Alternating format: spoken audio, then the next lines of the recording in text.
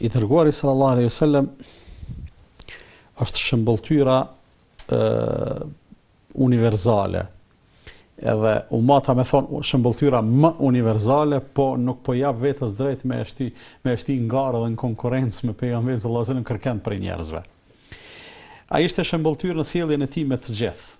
Tu fillu prej më të afërmëve, që janë familja, e duke zgjeruar rrethin tek shokët, bashkoanekët të njohshmit, tek miqt, madje duke e shtri edhe tek armiqt edhe kështu me radhë. Në çdo gjë e ka dhënë një shembull se si duhet sillet njeriu. I dërguari sallallahu alaihi wasallam në familje tash është kjo një temë që nuk ka të bëjë shumë me familjen, sa ka të bëjë me vetë pejgamberin sallallahu alaihi wasallam, edhe mënyrën se si ai sillej edhe punët të cilat ai i bante. Gjithsesi duhet konsideruar se për shikun nga këndvështrimi i lojalitetit dhe ndjenjes së dashamirësisë, edhe i dërguari sallallahu alaihi wasallam, por edhe çdo kusht tjetër e ka obligim që atë mirë që ja don vetës, t'ja doj edhe tjetrit, po kur është tjetri në pyetje, atëherë në radhë të parë vinë familjarët. Sa më e madhe tjetë afërsia, aq më e madhe do të jetë ajo ndjenje dashamirësisë, edhe aq më tepër, aq më me pesh janë obligimet. Në një periudhë shumë të hershme të shpalljes, të dërguarit sallallahu alaihi wasallam i shpallet ajeti wa anzir ashiratakal aqrabin.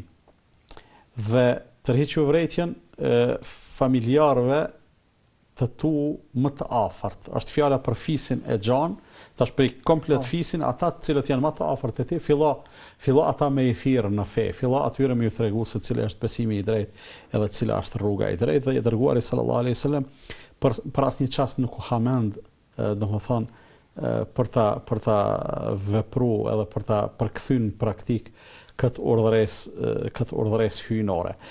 Trajtimi që ai u bante familjarëve të vet gjithsesi ishte plot e përplot dashamirësie dhe plot e përplot mëshirë, por në asnjë moment kjo mëshirë dhe kjo dashuri dhe kjo afërsi nuk e cënonte korrektësinë edhe drejtësinë. Dhe kishte raste kur për shembull i dërguari sallallahu alaihi wasallam i thriste me emër familjarët e vet, e thriste xhaxhajin e vet në emër dhe i thonte o xhaxha, bën çka dush ti. Megjithatë mos mendo pse je xhaxhaji im se kjo do të bëj dobi ty kur do dalësh para Allahut fuqiplot.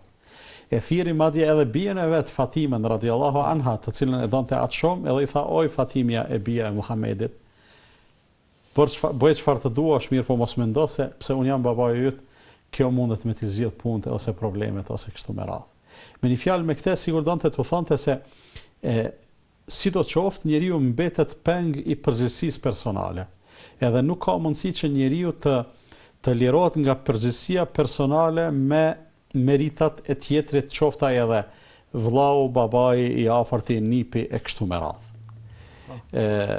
Pastaj shembuj të këtill të kësaj korrektësie, i dërguari sallallahu alaihi wasallam jepte edhe në ato raste kur kërkoi prej tij drejtësia, dhe sikur ishte një rast kur një femër që kishte vjedhur duhet të sanksionohej, dhe erdhen për të ndërmjetësuar për arsye se i thanë kjo është bie fisit, fisi i saj ose familja e saj janë me autoritet, marrë tash ajo me unë dëshkup se ka vjedh, sikur se thonë të ne po ja u qetë edhe familjes faqen e zezë, mirë po i dërguari sallallahu alaihi wasallam tha vallahi edhe sikur Fatimja bia ime ta bante të njëjtën gjë, unë do ta trajtoja njëjtë.